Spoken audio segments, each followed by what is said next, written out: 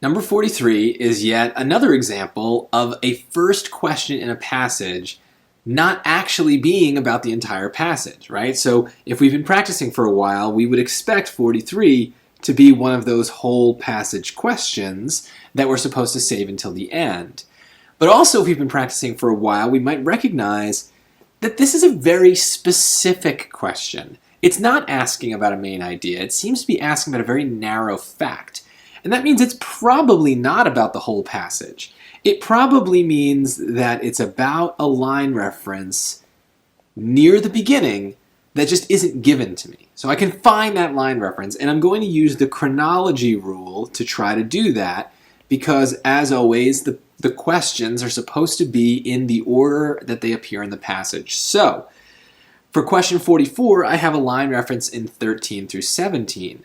So it can't hurt for me to just kind of look around the lines before 13 through 17 and see if they answer this specific question, number 43. So this is the chronology rule, saving us time and frustration, getting us an early question right out of the gate. So let's take a look.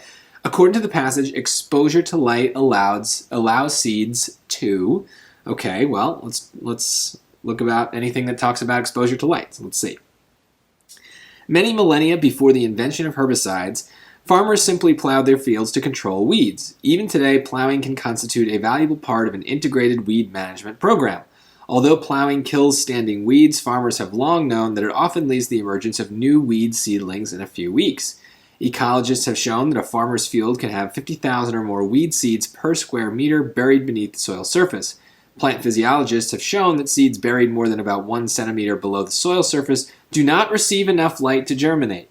Do the blades of a plow, which can reach more than a foot beneath the soil surface, bring some of these buried seeds to the surface where the germination is induced by sunlight?